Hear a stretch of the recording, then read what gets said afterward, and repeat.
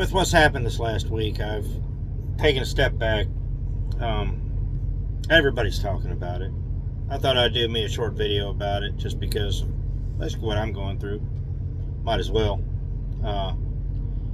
It's made me, it's brought to light a few things.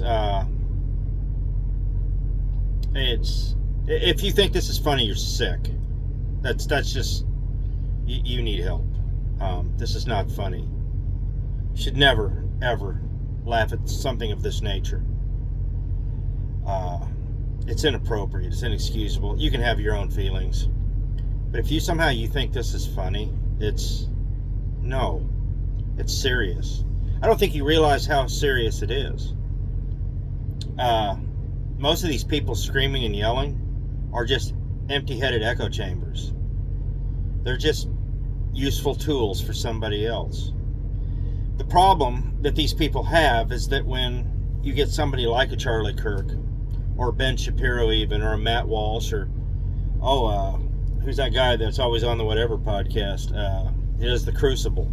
I can't think of his name right now. I watch him all the time. I can see his face.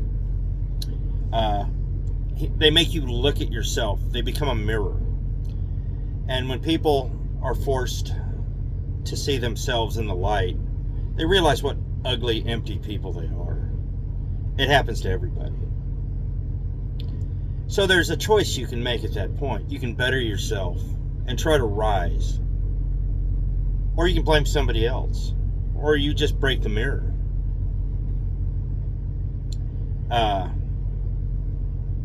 I think the media hasn't done anything to help. They're sitting there screaming, "Oh no, we need to slow down, and we just need to talk. We need to, talk this out."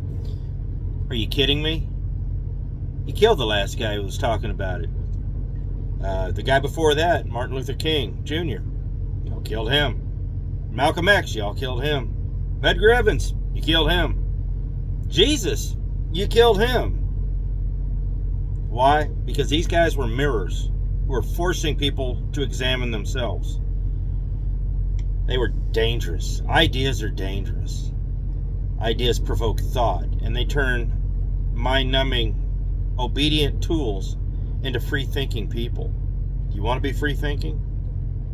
Go be free-thinking. But you're going to have to do it on your own. The response has been disgusting.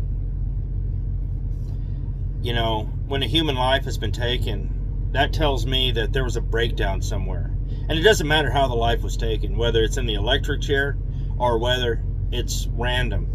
That means somebody failed somewhere. That means something went wrong. There was a breakdown somewhere. These things should not have happened. And I'm sitting here watching activist judges who have no business. They're sitting there promoting their agenda rather than enforcing the law. One of the justices that I really grew to admire, and as a conservative, for a very odd reason, was Ruth Bader Ginsburg. And you think, why would you, a conservative, admire her? Because when it came down to brass tacks, she understood the difference between her opinion, her ideology, and the law. She stood by what was right.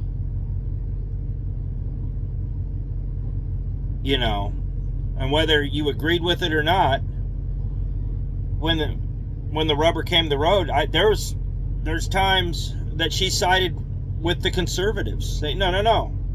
And she even sided with conservatives over gun rights. She understood the difference between her opinion, which she gave quite often, and made no bones about it, her political standings, but she also respected the rule of law. She understood. That's why I grew to respect her. There's a lot of people out there like that I respect. But I'll tell you right now, laughing, joking, making all these insensitive comments, it's kind of funny when the shoe's on the other foot, isn't it? Tried to get me fired during COVID. Tried to cancel, me and people like me over supporting Trump. Or speaking out against other things that went against my very nature, the very nature of the truck or not the truck, the country, or my core beliefs. You know, my core beliefs are mine. And I have the right to express them peacefully. But when you sit there and try to weaponize social media, and you sit there and try to weaponize the Justice Department and radical lawyers in order to silence me because you don't like what I say, that's where you're wrong. I'll let you say what you want. You have an opinion. You have your voice. That's the privilege of being in this country. Look around. These people in Mexico, they don't have a voice. Canada, you go to jail for speaking out against things like transgenderism and homosexuality. You go to jail for that. England, they're going to jail for memes. So, this is not normal where we live. We live in a great place with great laws and a lot of freedom. And you all have been told that no, we're not free. Oh, we are free. And the only time you're going to realize how free we were is when we're not free anymore. You've taken this for granted and expect and act like this is normal. This is the way we live in this country is abnormal to anywhere else in the world. The fact that I can get on social media and tell you that ought to tell you that. You don't respect where you live. You don't respect the country you're in. You don't respect the flag. The only opinion you care about is your own, and you will seek to silence any opinion that's counter to yours. Well, now the shoe's on the other foot. It's not so funny now, is it? So this ought to be a time of reflection. Am I angry? Yes, I'm very angry. But that doesn't mean I'm going to go out and burn a city down either. Because I'm throwing a temper tantrum like a 4-year-old. Guys, it's time to basically grab your crotch, realize who you are, and rise up and be adults. Because we're on the razor's edge.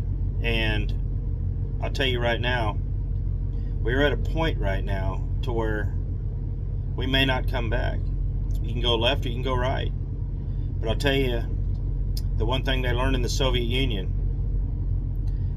socialism is the only form of government that you vote in and have to shoot your way out of. We still have a great system here, and we still have great people here. I want you to remember that. You know,